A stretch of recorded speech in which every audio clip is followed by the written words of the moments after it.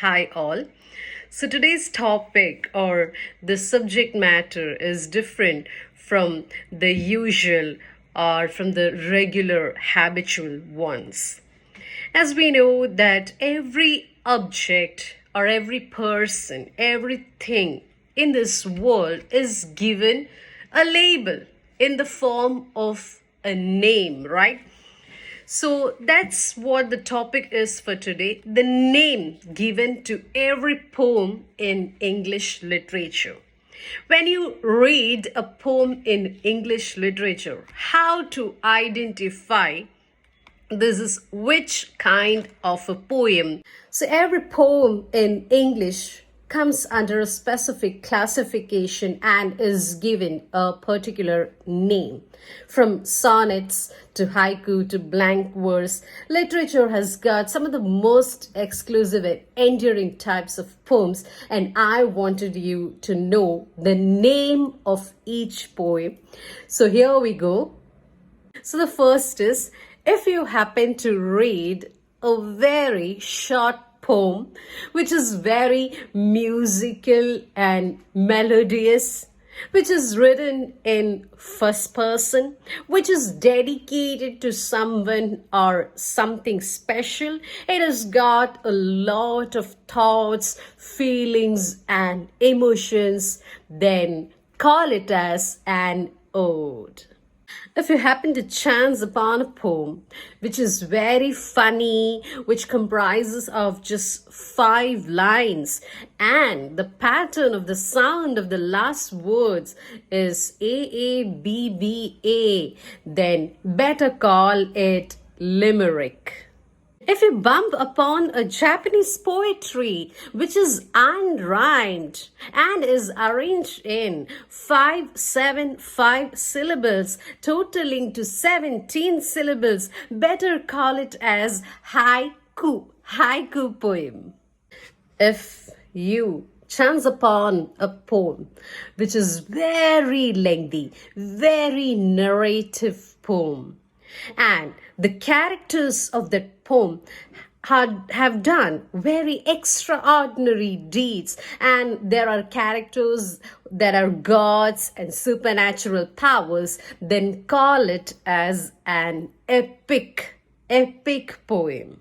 Next is, if you collide with a poem wherein the stanzas are of 4 lines each, and it's a very sentimental, affectionate poem, and when you search for the poet you ain't get any name, which means the poem is anonymous.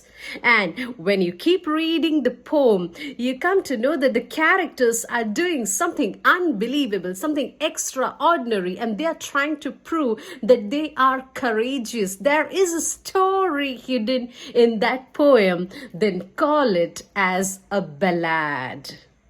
Next is a very beautiful poem which has got the backdrop or the background of rural setting. There is a setting of a village with full of mountains, forests, streams, rills and rivers. There is full of greenery all around. You can see a flock of sheep and shepherd. There are a lot of elements of nature and greenery far away from the city life.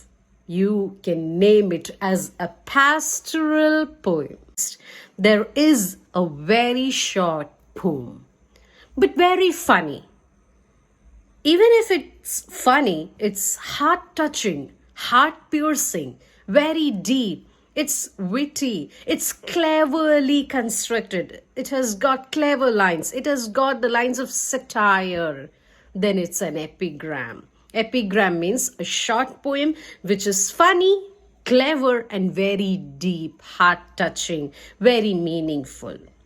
Next is a couplet.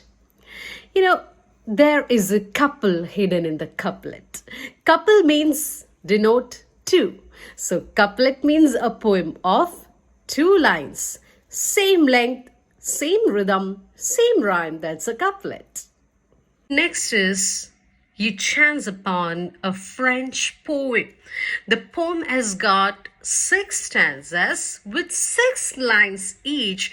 Call it Sistina. The poem is Sistina. Next is the poem has description about something in detail. It elaborates about an object or a person. Which means, example, if the poem is about a moon, there is a lot of description about moon. If it's written about poem, there is a lot about written about woman. Which means this poem amplifies about the object or the person, extends about the object or the person. Call it as ekphrastic poem. Next is you have a poem. You observe the poem very closely. When you observe what happens, you notice that the letters or the alphabets of the poem, either in the initial or in the middle or somewhere towards the end, it calls out a name. It calls out a word. There is a word hidden in that letters or alphabets. When you notice it closely, better call it as acrostic poem. Acrostic. Next is a pantome poem. The origin of this poem is in Malaysia. It's a short folk poem. And the stanzas are of 4 lines only. Now, this poem has got a beautiful special feature, speciality, and that is the second and the fourth line of a stanza becomes the first and the third line of the next stanza. So that makes it a pantome poem. Next is a ghazal poem. It's Arabic or a Persian poem, which is about the loss of love. The next is blackout poem. I was wondering what actually it is, blacking out poem. Now, what is blackout poem is you take an article or a newspaper or anything that has got words, you take that and you start cutting or erasing or you start blackening the words with an intention to get a sentence. You blacken some words and the end sentence, okay, the sentence that you get in the end, that's your blackout poem. You're blackening out the words, you're making a sentence out of many sentences by blackening out the words. That's a blackout poem. Next is an epitaph poem. You go to a graveyard to find an epitaph. What do you see in a graveyard? You can see a tombstone, you can see a gravestone. And what a poem that is inscribed on the tombstone or the gravestone is actually an epitaph. It's about the death of a person. It's written for the person who has passed away. Next is a cinquain poem. How to identify a cinquain poem? There'll be only 5 lines for this poem, and the syllables for those 5 lines are in 2, 4, 6, 8, 2. This is a cinquain poem. Next is a blank verse poem. Blank verse means a poem without any rhyming words or rhyming scheme is a blank verse poem.